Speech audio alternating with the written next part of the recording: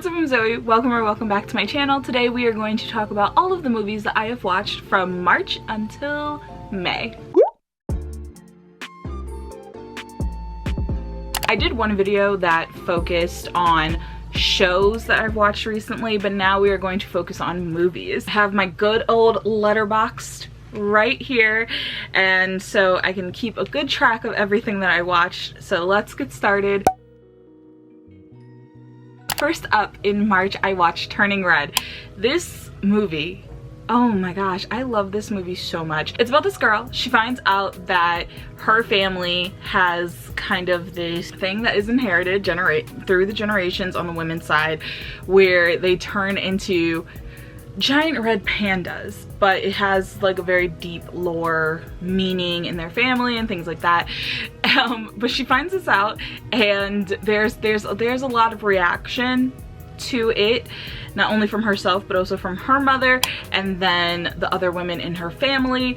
It's a lot of just like figuring out who she is, but also her mother finding out who she is and figuring out those generational relationships and things like that.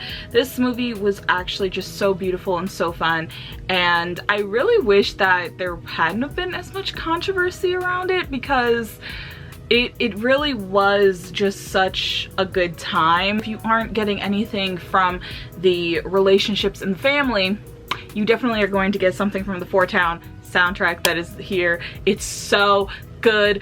I need merch. The fact that I don't have a Four Town t-shirt yet is a crime, and I need to get on that ASAP because I stan. Next, I watched BTS's Permission to Dance in Seoul. This counts as a movie, I guess. It was fun. It's BTS. It's a concert. I always love watching BTS perform, and I love their music and discography, and so obviously I enjoyed this. This was a good time for me. The last movie that I watched in March was The Devil All the Time, which is part of the Tom Holland cinematic universe, and I have to tell you, I enjoyed this movie a lot more than I thought I was going to. This woman, she was like the matriarch of the family, made a deal to, I think, have her child and this neighbor girl get married, and that was like a deal that she made, right? And that does not happen. So tons of things spiral as the consequence of that deal not taking place.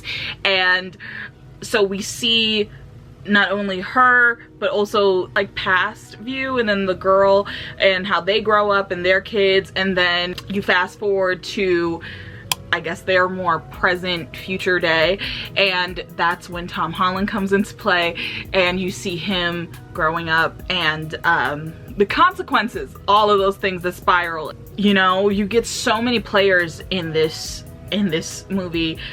It's kind of hard to keep track of, but they're all related or know each other in some type of way. I definitely liked the Tom Holland part of the movie a lot more than I did the, you know, past view of it. I definitely think they could have maybe cut a lot of that and summed it up into like 20 minutes. But the one person who was really entertaining during the like present part was Robert Pattinson's character. Listen, his accent caught me off guard. I wasn't prepared. There were already like a big array of accents that were a little, you know, throughout this. I'll never forget it because I was cleaning my room, and so I had it on in the background, and you know, like you're watching whatever, la la la, but when he came in with that accent, I had to look up. A lot more movies were watched in April than in March. First up, we have Everything Everywhere All at Once, which, what a beautiful experience. So unexpected. I don't even know really what this movie is about, because it's like multiverses, but it's also about the relationship between a mother and daughter, wife with her husband, a woman with herself. There's just a lot of it, and I feel like it was just very poetic and beautiful, and really made you think. I didn't know that this movie was going to make me think as much as it did. I thought it was just gonna be like multiverses and like showing us like da da da da da, but like it really makes you think about yourself and your place and like, what does all of this really mean? Does it mean anything? We could be rocks. I do have a vlog where I actually went to see it and you can see like my direct reaction to it, but it was just so beautiful and wonderful. Definitely, I think this is going to end up being my favorite movie of the year. I just don't see anything being able to top it. I did think though that it was a little long. I did get to a point in the movie where I was just kind of like, all right, when are we getting out of here? Next, I watched Uncharted, which is also part of the Tom Holland cinematic universe. Yes, absolutely. Honestly, after all of the reviews and like people who anticipated this movie to flop and to just be horrible, it was not that bad. I think people were doing a lot on it, but of course I had never heard of Uncharted, which is a video game, I guess. So I clearly only went to see it for Tom Holland. Most of my friends who went to see this movie and that I even convinced to go see this was because of the thirst traps that Sony was posting on TikTok of Tom shirtless.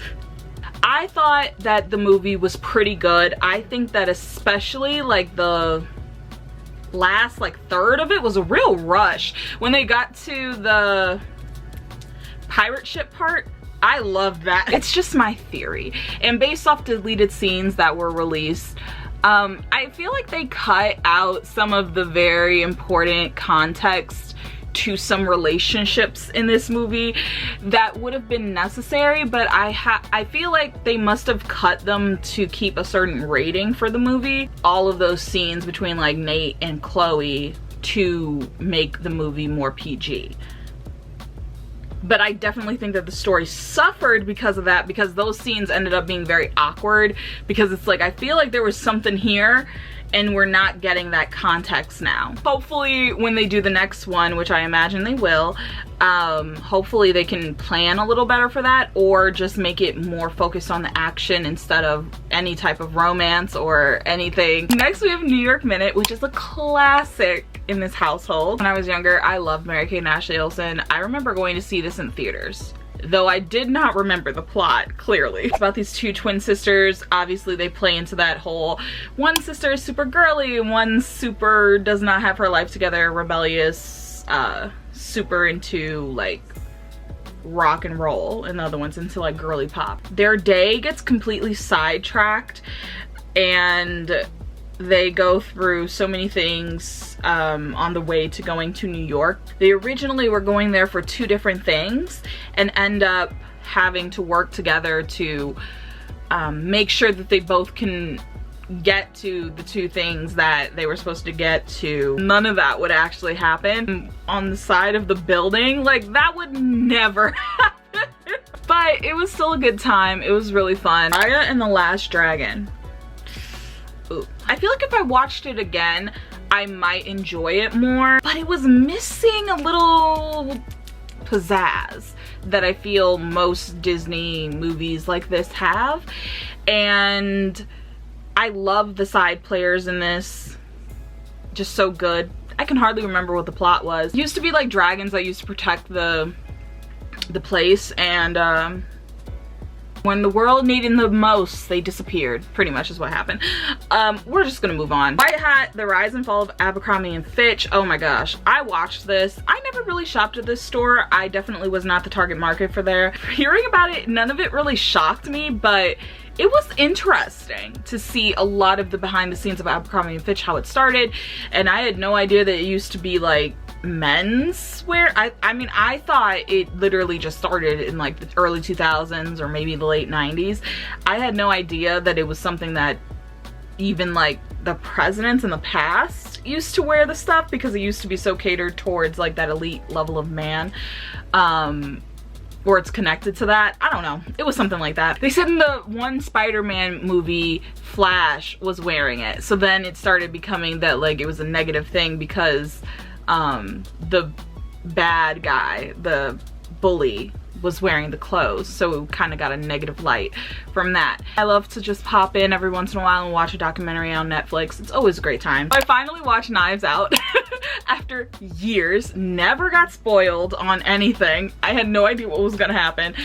It was a great time, but I have to say, how can I say this without spoilers? I feel like it's better to go into this with no idea what's going on, because I had no idea even what the plot was. Well, actually I did. I knew someone died, and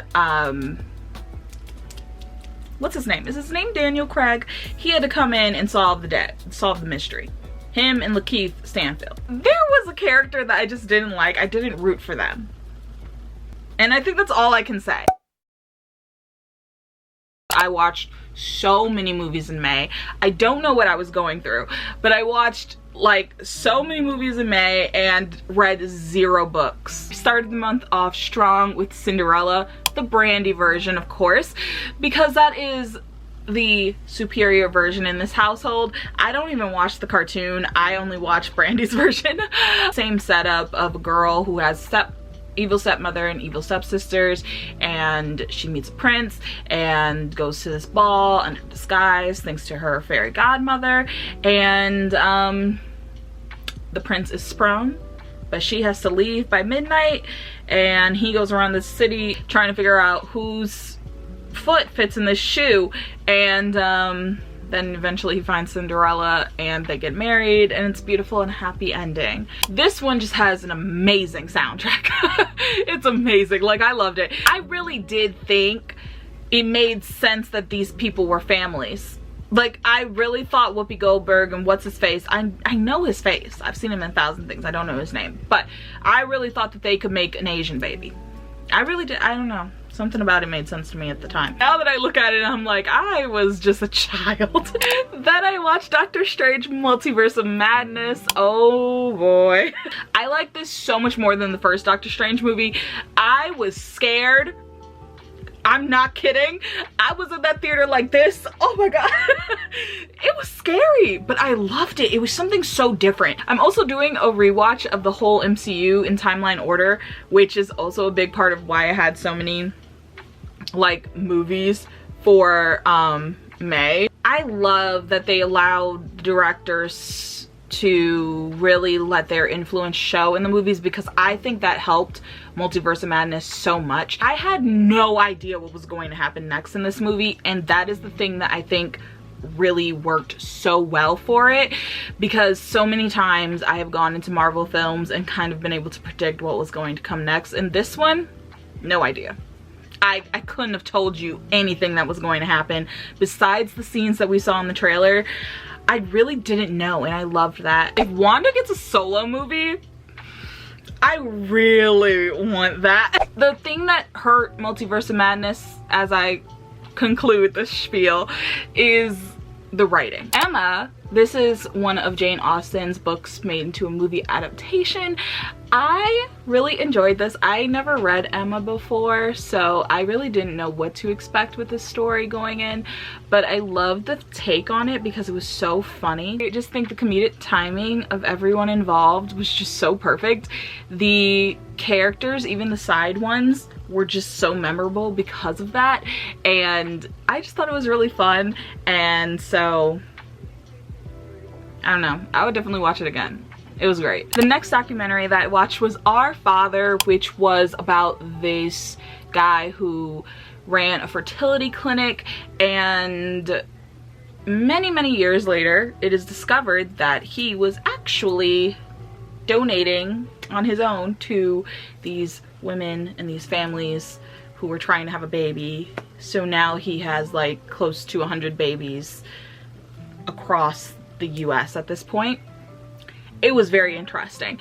It was also very horrific and just shows the lack of rules there are around this, and what you can have done to even get any type of compensation for this type of situation. It's it's just very intense. Olivia Rodrigo's Driving Home to You. This was a music documentary and a lot of live performances from her. You get to see the behind the scenes like making of the Sour album and all of her thoughts and like her reactions to the songs taking off, and it was just so cute. I think you would enjoy this if you like Olivia Rodrigo, or if you really love the Sour album and getting to see the alternative performances of all the songs. So I enjoyed it. It was fun. I sang along, and I did watch Top Gun, the first one, and I was set up. I said to my friend that I want to go see Top Gun Maverick, and I said I want to go see it because that beach scene was a great plot on the beach, right? And she says to me, oh, you have to watch the first one to understand, like you have to do it right. And I was like, okay, because I thought about it. It's on Netflix, whatever. I don't even know what this movie is about. It's about someone flying in the military. I don't know, but I watched it. It was the most boring thing I have ever watched in my life. I got 50 minutes into the movie. 50 minutes into the movie, and I thought it was over. I thought they were setting up the end, driving off into the sunset. I was like, yes, that's a beautiful way to end the movie. Great. I still had 50 minutes left of the movie. Just was not for me. I couldn't get through it, and so yeah, that was a low point in my watching time. Crush from Hulu.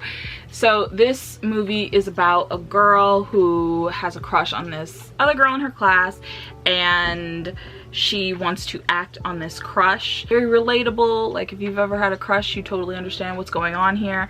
The thing that made this movie very hard to get through was the dialogue.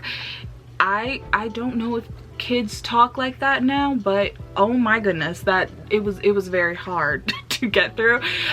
Based on other reviews, I'm guessing it was just a very exaggerated but it was hard. After you get used to the dialogue, it actually just became a very, very cute movie, and seeing the flows of crushes and like how you can like one person and then another person can come along and you're like, oh my gosh, crush. And sometimes crushes can last for years, and sometimes they like are like 10 minutes, and you know that happens. Those are all of the movies that I have watched from March until May.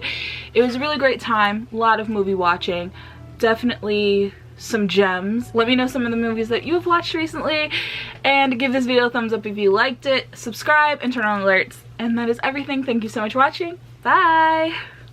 There's no other thought that they have and no real critiques that they can give besides just saying it's mid.